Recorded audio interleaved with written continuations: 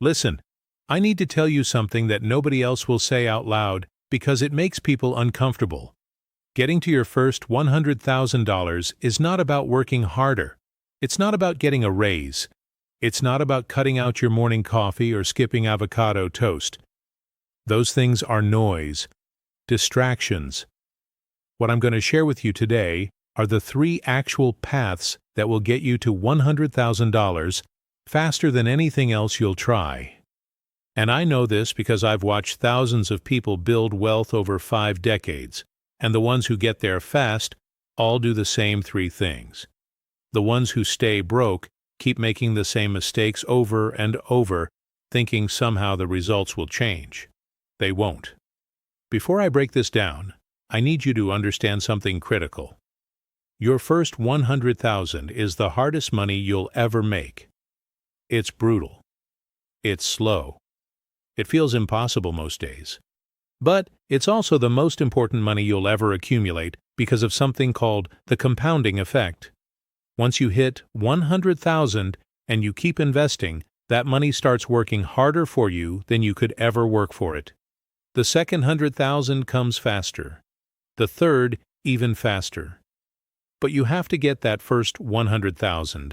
And most people never do because they're focusing on the wrong things entirely. If what I'm saying resonates with you, if you're tired of spinning your wheels financially, hit that like button right now. Now let me tell you what this is really about. Most people approach wealth building like they're trying to fill a bathtub with a teaspoon while the drain is wide open. They make a little money, they spend a little money, they save whatever's left over, which is usually nothing. Then they wonder why they're not getting anywhere. It's because the game isn't about earning more. The game is about keeping more and making what you keep work for you. And there are only 3 ways to do this fast. Everything else is just a slower version of these 3 paths or a complete waste of time. Here's what kills me. People spend years, decades even, trying to save their way to $100,000. They put money in a savings account earning 0.5% interest while inflation runs at 3 or 4%. They're actually losing money in real terms, but they feel good because the number in their account goes up a tiny bit each month. That's not wealth building. That's financial delusion. The brutal truth is this. If you're trying to save your way to $100,000 on an average salary, you're looking at 10 to 15 years minimum, maybe longer.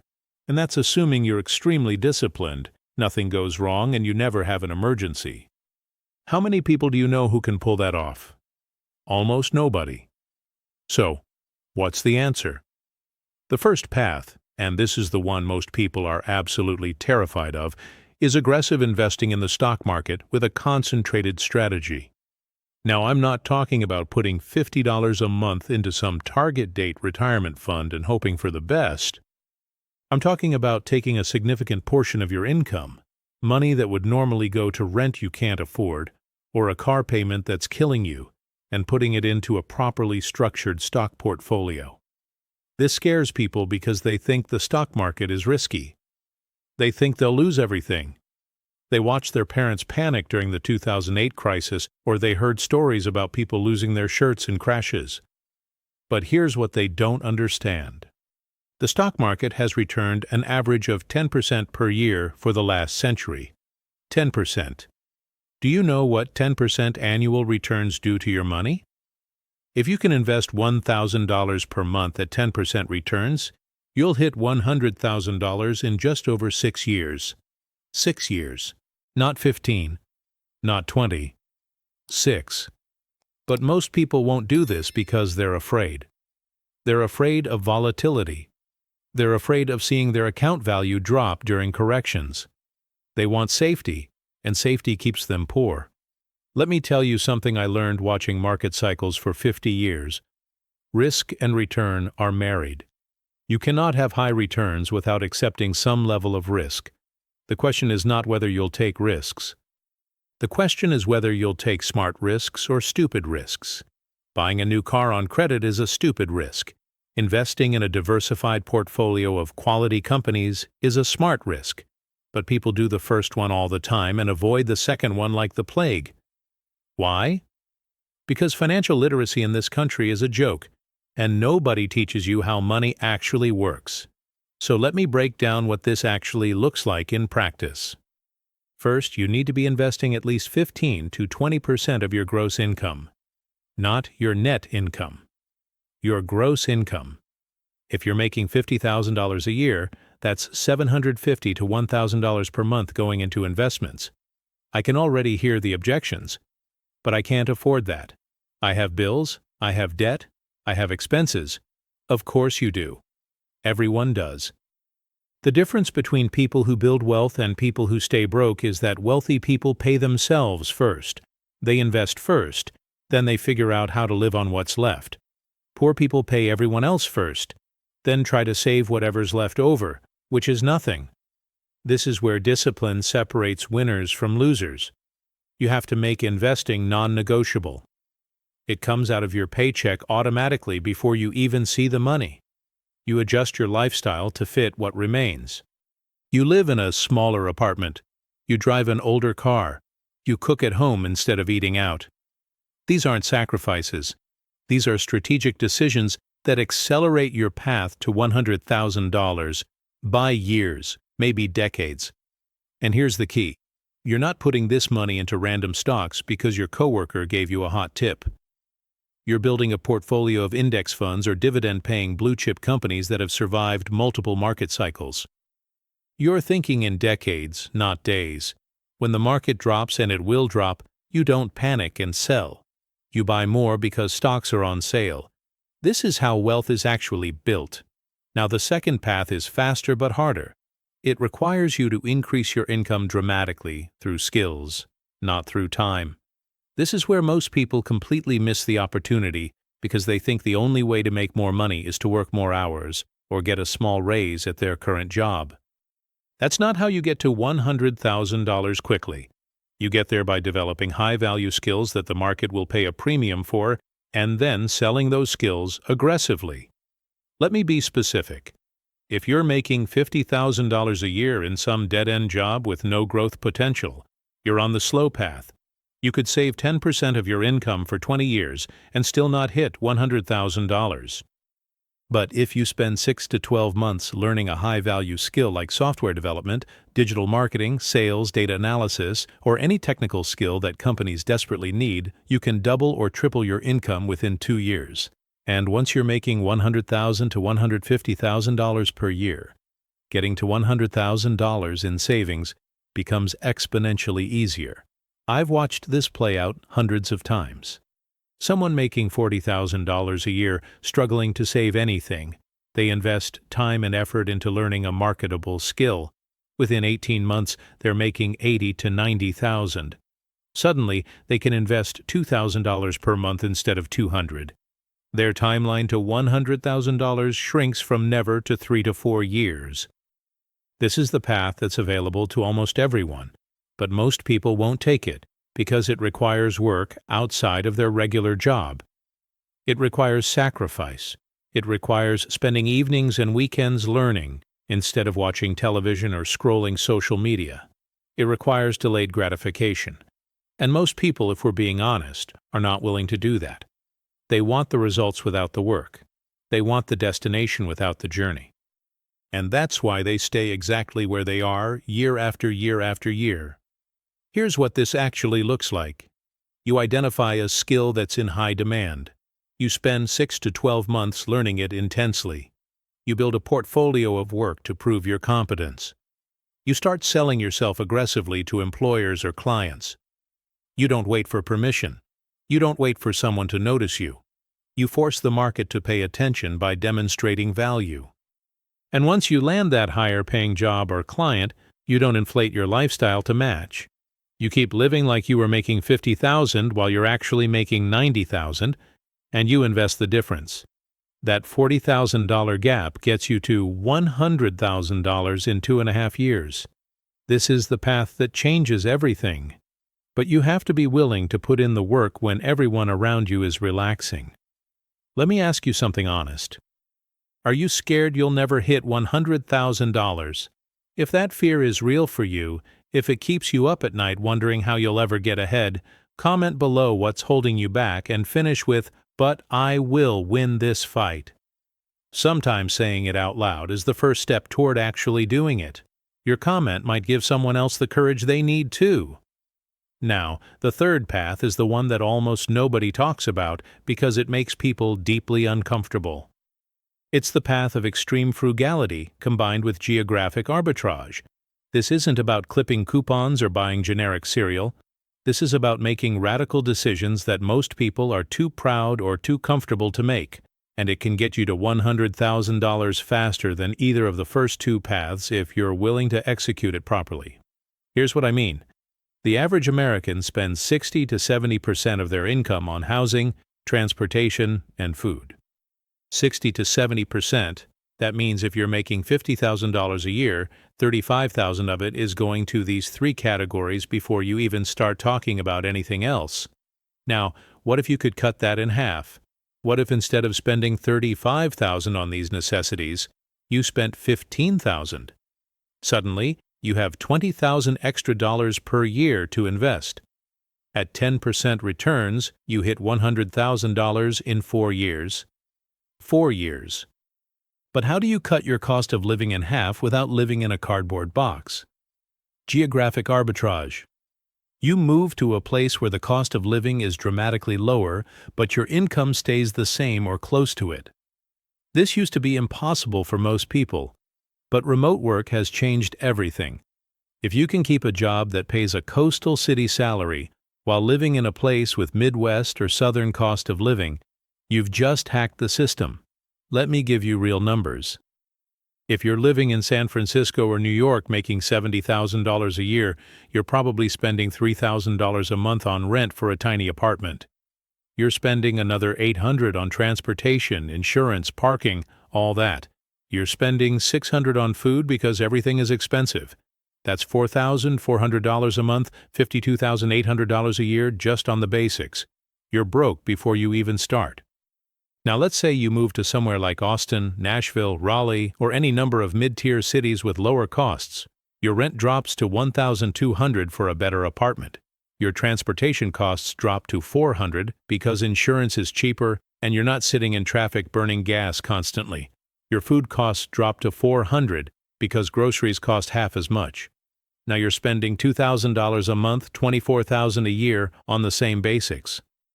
You just freed up $28,800 annually. If you invest that, you're at $100,000 in 3.5 years. But most people won't do this. They won't move because their friends are here. Their family is here. They're comfortable. They know the restaurants and the coffee shops, and they can't imagine starting over somewhere new. So, they stay poor in an expensive city, convincing themselves they're living the dream while their bank account says otherwise. This is pride keeping you broke. This is comfort keeping you poor. And if you're not willing to make hard decisions, you don't actually want $100,000. You want it, which is completely different. Here's another version of this same strategy that's even more extreme, but even more effective. You take a job that pays well, but requires you to live in an undesirable location temporarily. Oil rigs, mining operations, contract work in remote areas, seasonal work in Alaska. These jobs often pay $70,000 to $100,000 a year with minimal expenses because there's nowhere to spend money. You work for 2 to 3 years, live in company housing, eat company food, and bank almost everything. You come out with $100,000 or more in cash, and then you use that as seed capital for investments or a business. I've seen people do this and completely change their financial trajectory. But again, most people won't because it's hard. It's lonely. It's uncomfortable. And we've been conditioned to believe that comfort is more valuable than wealth. It's not. Comfort is expensive, and expensive keeps you broke. Subscribe if you want real strategies like this every week. No fluff. Just what actually works. Now, let me tell you what happens once you get to $100,000, because this is where most people mess up even if they make it this far. You hit $100,000, you feel accomplished, and you think now, I can relax a little. Wrong. This is where you press harder. This is where compound interest starts doing the heavy lifting, but only if you keep feeding it. Your first 100,000 might take 6 years. Your second 100,000 will take 3 years if you keep the same investment rate, because now your money is working for you. Your third 100,000 takes 2 years. By the time you hit 500,000, you're adding $100,000 per year just from investment returns, even if you don't add another dollar of your own money. But you have to get to 100,000 first, and you have to stay disciplined after you get there. Most people hit 100,000 and immediately inflate their lifestyle. They buy a nicer car. They move to a better apartment. They start eating out more. They convince themselves they've earned it. And maybe they have, but they've also just reset their timeline to wealth by 5 to 10 years. Don't be that person. Here's the discipline part that separates people who build real wealth from people who just have a nice year. Once you hit 100,000, you keep living exactly like you did when you were trying to get there.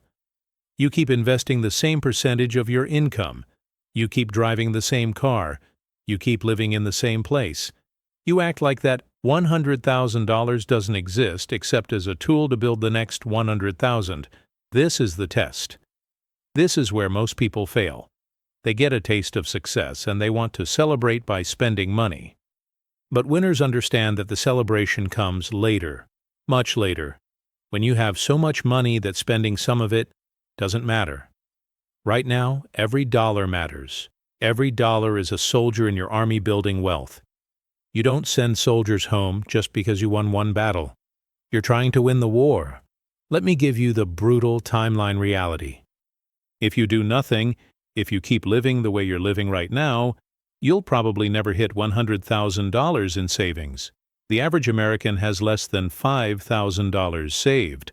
Most people will work 40 years and retire with almost nothing. Social Security will give you maybe $1,500 a month if you're lucky. That's not a retirement. That's poverty with a different name. But if you take one of these 3 paths seriously, if you commit to aggressive investing, income growth through skills, or geographic arbitrage, you can hit $100,000 in 3 to 6 years. And once you hit it, the next 100,000 comes in half the time. By the time you're 10 years into this journey, you could be sitting on $500,000 to $700,000. By year 15, you could be a millionaire. Not through luck, not through inheritance, through discipline and smart decisions. This is available to almost everyone, but almost nobody does it. Why? Because it requires sacrifice now for benefits later. Because it requires you to live differently than your friends.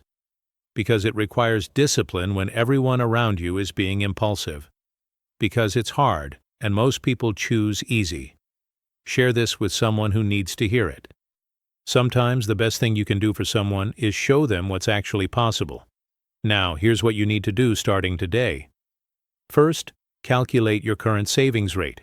Take your total annual savings and investments and divide it by your gross income. If that number is below 15%, you're on the slow path. You need to increase it immediately. Cut expenses, increase income, or both. Second, decide which of the 3 paths fits your situation best.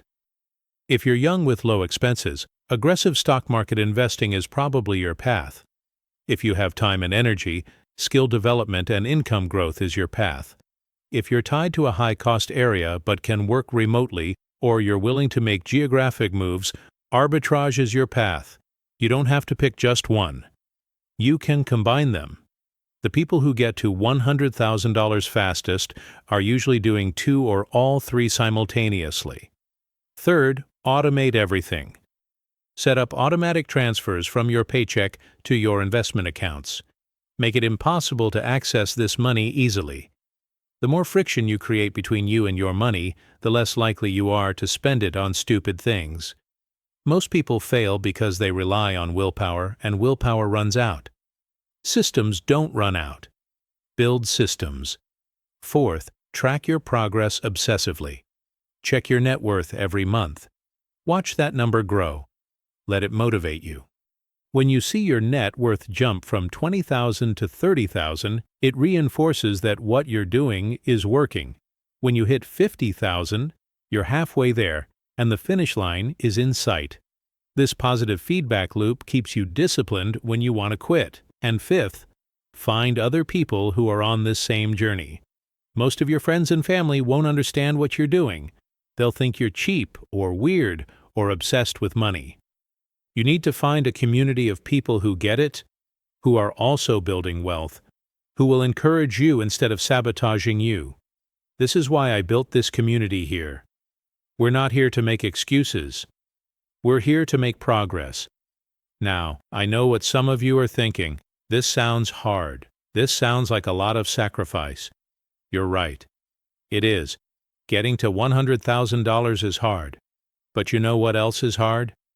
Being broke at 65. Working until you're 70 because you can't afford to retire. Watching your friends travel and enjoy their lives while you're stuck working a job you hate because you need the health insurance. That's hard too. You get to choose your hard. You can choose the heart of discipline now or the heart of regret later. But you don't get to choose no hard. Life is hard either way. The question is, which hard are you willing to accept? I've made my choice.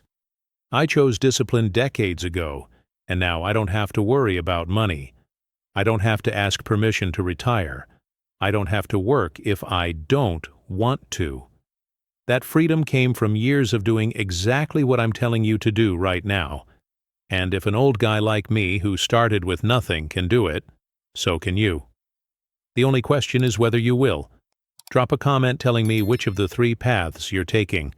Subscribe so we keep building wealth together. Hit like if this opened your eyes to what's actually possible. And if you know someone who needs to hear this, share it with them right now. The information is free. The execution is on you. Now, get to work.